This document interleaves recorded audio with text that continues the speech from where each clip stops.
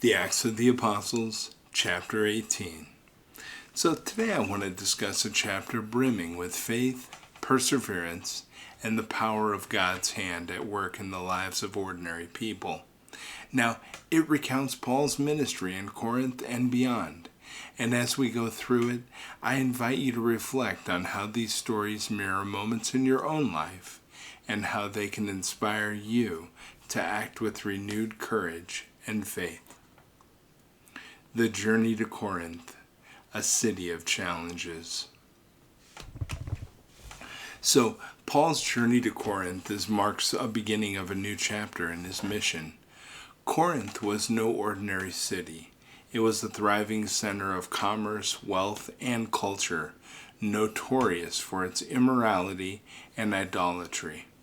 Stepping into Corinth would have been the equivalent of entering a place known for everything that stood contrary to the values of the gospel. Yet, Paul did not hesitate. His commitment to spreading God's word overruled any fear or doubt about the environment that he was entering. So, consider that. Just like Paul, there may be times when we're called to places or situations that seem intimidating or contrary to our values.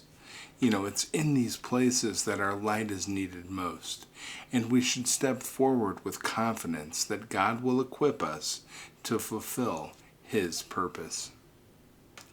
Building partnerships, the strength in community.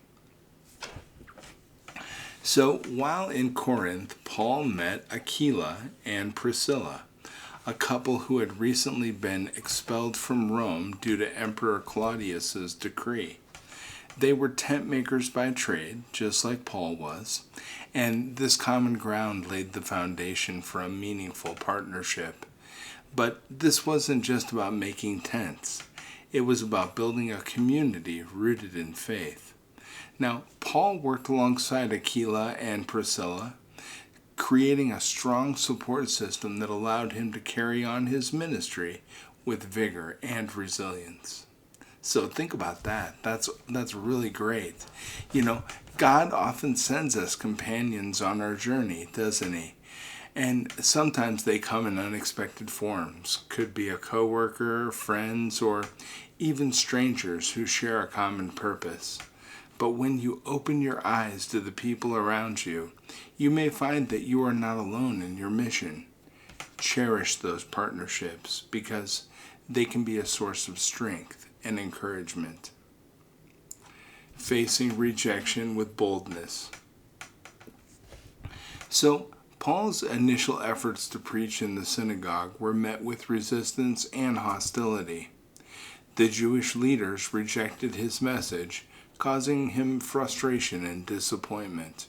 Yet, instead of succumbing to despair, Paul made a bold declaration. He said, "Your blood be on your own heads. I am innocent. From now on, I will go to the Gentiles." And this was a pivotal moment because Paul was not admitting defeat, but rather pivoting to a broader mission, one that would bring hope to more people. And if you think about that, rejection can be discouraging, can't it? But can also be a redirection. So think of it that way. Sometimes when doors close, it's because God is preparing you for a different path, one that aligns even more closely with His plans for you. Sometimes we may look at where we are and think, this is not really where I want to be. This isn't the path that I chose. And I always like to remind people when they bring up that concept that sometimes we're just in training right now for the great things that are coming our way. And I believe great things are coming your way. Divine assurance, God's promise to Paul. So during his time in Corinth, Paul received a vision from God which said, "Do not be afraid, keep on speaking, do not be silent, for I am with you, and no one is going to attack or harm you, because I have many people in this city." And this reassurance from God was more than just comforting words. It was a declaration that Paul's work had divine backing, and knowing that God had his back gave Paul the confidence to stay in Corinth for 18 months, teaching and building a vibrant church community. I think this is a really, really key point for us, because in our moments of doubt and fear, God's promises can anchor us. His word is a reminder that we are never alone, and that even in the most challenging situations, he is present, working things out for our good.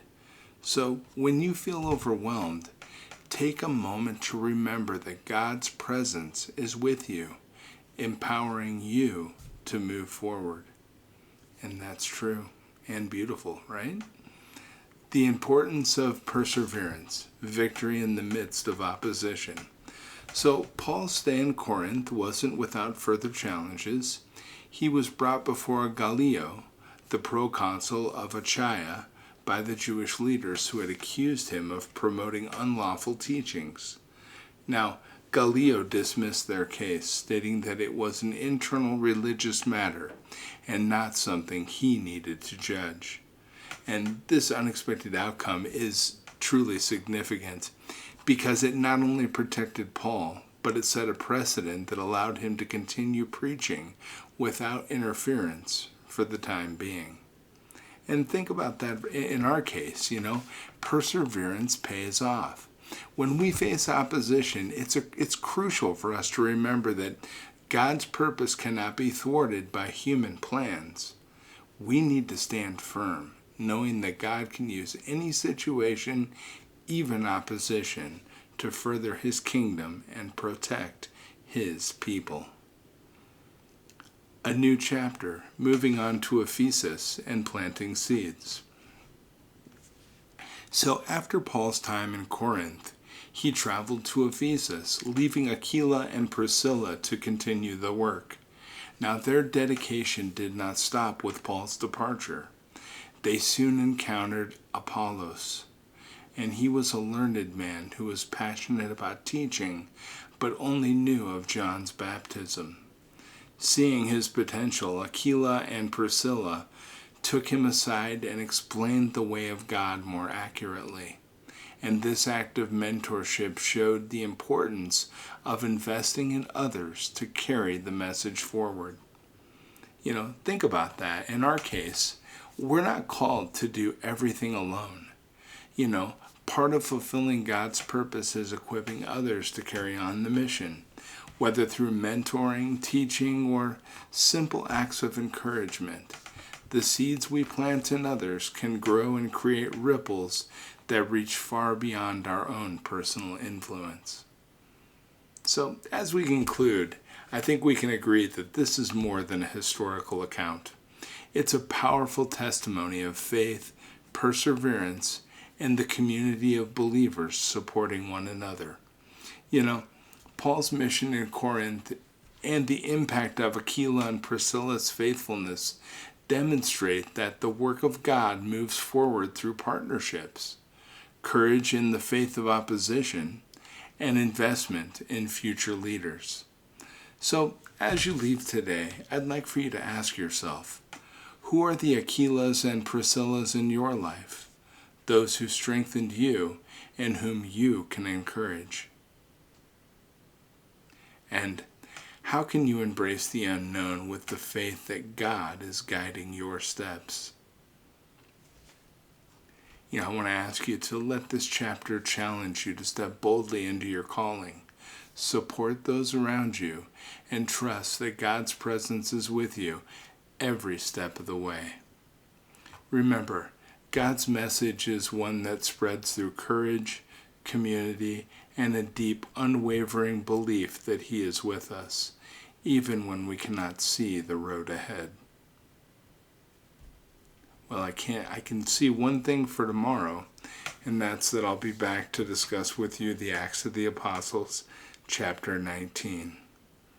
This is my favorite time of every day, the time I get to spend with you, because you're amazing, you're worth it, and I just love this time and these conversations with you. I hope you'll join me tomorrow as we discuss the Acts of the Apostles, chapter 19. It's going to be a beautiful story, and I can't wait to see you again. Take care.